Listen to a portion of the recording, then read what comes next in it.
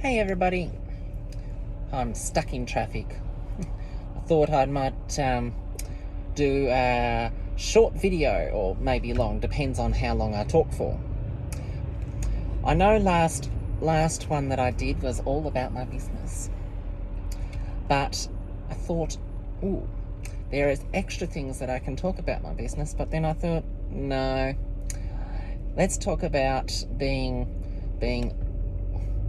able to do things around Victoria. Who doesn't like what Gladys from New South Wales is doing? Post a comment on my video and I'll make a response back. I know that people didn't like what Daniel Andrews did to Victoria, but in the end, we've gone from being 1,009 cases in one day to 0 cases for 60 days. I can't do anything about that. It's already over. I'm sorry.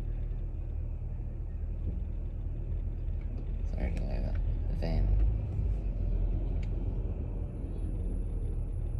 So, with everything that is going on and working on at this time, it's hard enough for us to do things when we can't do very much. But at least we've had a couple of days relaxing and preparing for the end of lockdown. But with what Gladys is doing, with her restrictions, I don't think it's a very good idea that she had to do any of that. It's a hassle when it happens to work out that everything around the world right now is in dire straits. They've had many things go wrong, but having as many deaths of COVID last year in our lockdown compared to what they're having daily is a lot different to what we had. At the moment, they're receiving 2 to 3 deaths a day, when we had in last year's lockdown in Victoria, in one day we had 30 deaths in one day was the maximum, all linked to COVID-19 outbreaks across Victoria. But at least Victoria has learnt that when we are ill, we stay home. I know some of them have gone out recently, but we can't do anything about that, as it's not our fault that we've done something like that. If you know you're infectious, stay home. Get tested. Have the vaccine. I've had it. I've had the first Pfizer jab. And yeah, it may hurt for a couple of days after, but you got to put up with it, because it's essential to have it in the world, because viruses tend to turn themselves into airborne pathogens, like what happened a very long time ago with the plague. Okay, that became airborne, and we had to live with masks for 7 years. People had to live with masks, really hard on masks, just as predicted by a fortune teller that said a great famine was coming. It's hard enough to do that and wear a mask, even though some have an exception as well as I've got an exception, and so does my partner. We both have an exception that we don't have to wear masks, because I've got a heart condition that is very severe. See, if I hyperventilate, I could faint. Only because I'm on a waiting list for a cardiologist surgeon to get in touch with me, as I have a bad heart. Well, it's only a ventricle that needs to be fixed at a time. But enough about that. I'd rather not talk about that any further. But in the world right now, we're having so much trouble with COVID. It's not funny for people. It's not funny for families and friends to go through it, because no one wants to care enough for each other to actually learn that they are the cause of their demise. See, a friend of mine had COVID, was in ICU. A friend of mine was in ICU with COVID, okay? She had to look after friends and family. We can't always do that. But this person had COVID,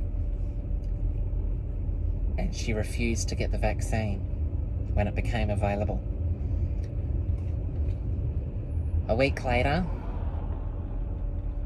after the infection took and there was no COVID cells left in her body was unable to repair itself, unable to repair the damage that it had caused. She was diagnosed with a blood disorder that she had to get blood her blood drained and new blood put in her system every week. So it had to go through one thing to another thing to transition it back into her body. It took a very long time to get it up and running, but she's okay now, but now she's still thinking she should have had the vaccine when it was first available. Mind you, she's 60. But before COVID, she was an athletic person. She loved running. She was very sporty. She ran in the fun run for kids the year before, and was graciously honoured for its work in the area of a lot of areas. But enough about that. I can't comment on anything that, or give you her name, because as of it's gone through her system. She's gone into depression and shut down herself. So being out there, it's being unable to learn from your mistakes. But Victoria has learned that we need to lock down, do a sharp turn, contact tracing, learn how to live with COVID, because we're going to live for it for a couple of years until they can actually find a cure. At this moment, there is a cure start human trials next year. Okay? Human trials for a complete cure. It's helping repair cells, and that it's like injecting you with phrasing from Star Trek, Borg nanoprobes. It's the nanoprobes that will be injected into your skin and repairs any damaged cells caused by any virus that has happened. They're thinking of patenting it for human trials next year, but at the moment it has only been authorized to do informal and congressions of animal testing. Yes, animal testing is wrong, but some animals, like primates, have the same chemistry as what our bodies are. So if a human can't be dealt with, they have to do something and provide a nexus of support for other animals that are around the location and provide many things.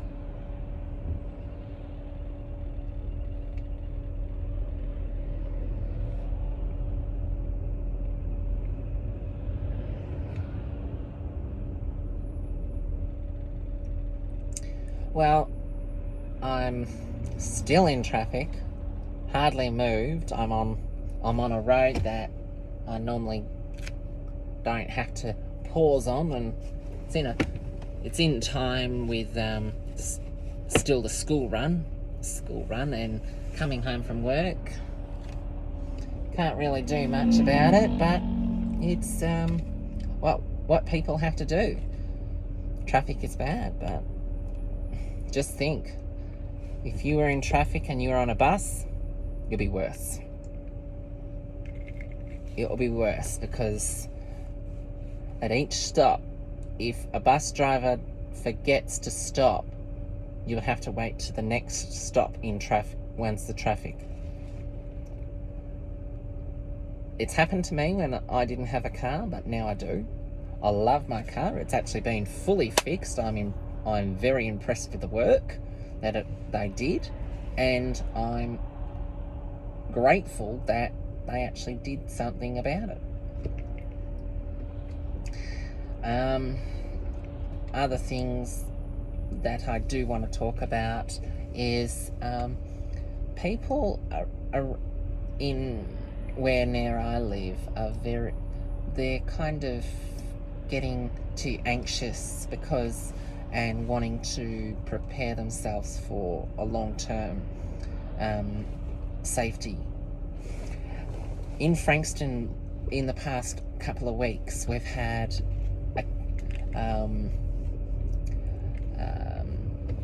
a murder, we've had a stabbing. Actually, we've had two stabbings. One actually in our street itself, and the other one not far away from where one of our other family members live either. And the murder as well was the police ended up doing a house check knock on a suspect, and they didn't go very well because they found an actual dead body in the property. After they smelt something wrong with the house, they had to get a warrant to open the door. So, mind you, the person that they were there for was the body that they found. But other than that, I can't speculate on doing things around the area, but other things like, I was just on Facebook an hour ago watching 60 Minutes about a bloke that now has been removed from active status of building a house and granny flats and such like that. He's actually there. It's very unworthy of someone to actually do that, because it's so wrong. It's very bad reputation when you have to be someone who works, someone who listens, protects, and pretends someone is available.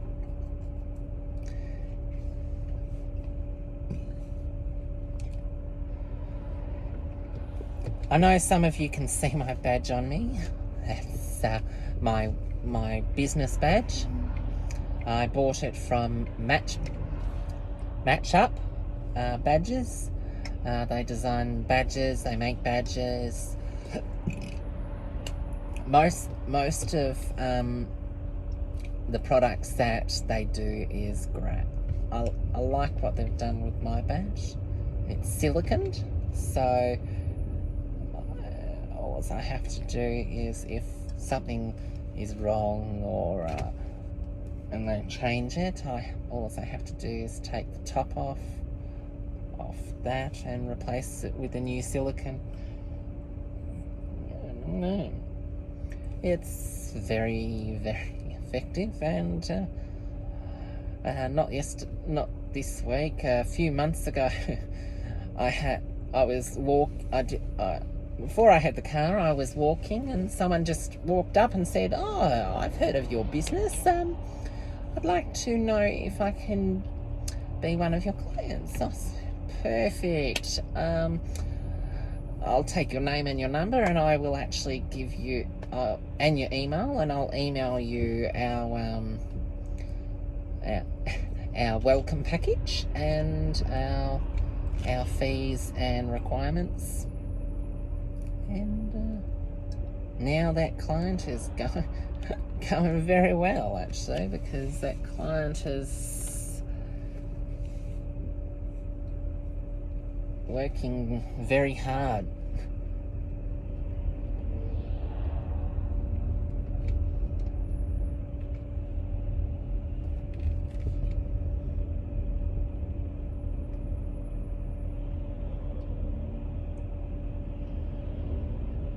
No blinker.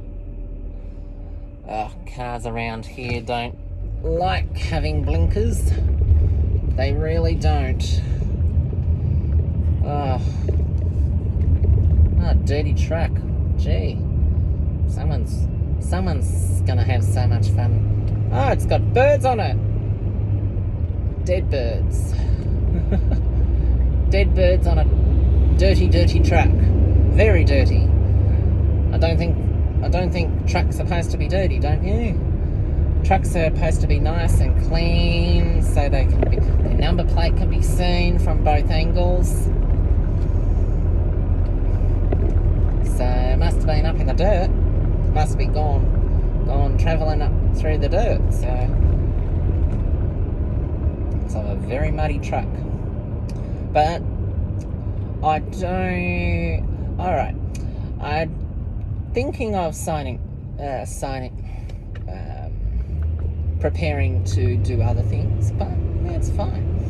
Oh, don't forget to subscribe. I will probably keep telling you through our channel that subscribe to our channel, and that will help my business as well as help me gain more new and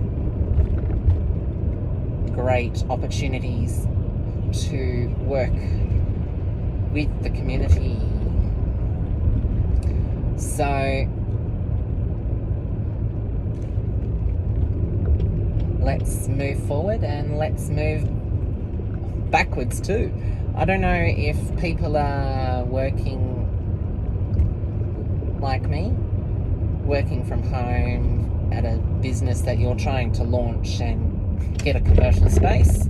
I know a few businesses are like that around me, but they've kind of gone. As in, gone bust. One business was a computer company that I've got my computer fixed at. They went bust, and the guy that owned it left the state and started up another computer business elsewhere. Rename, new thing, and turns out he's going very well. Because I had to try and do it as I had a bad year last year. My computer was damaged by the Victoria Police. They took it in a seizure that was to do with something that I can't discuss without my partner letting it go. I know I got really upset when it happened. I ended up in hospital. I broke down. I've had breakdowns ever since. But at least I knew that there was support out there. I had my own friend who works for me, who's in training right now to be a support worker, support case manager as well. So I'm training him, and at the same time I'm also trying to learn myself a bit more about the area that I'm working in, and branching out my feelers to other areas of expertise. I know that it's going to be a hard thing to work out, but I can't do anything without being able to become a structure or business. So I don't know if people out there are going to look at the big picture, because people don't look at the picture that's in front of them. They look behind them from the past, and that means their past is going to be better than their future. So looking forward into the future is better than looking backwards. So for me, I'm looking backwards for a bit and then looking forwards a lot more than I look backwards. So being a support worker, social services officer that I've been in the past, I've been in the past working for the Victorian government, and working as a team that works and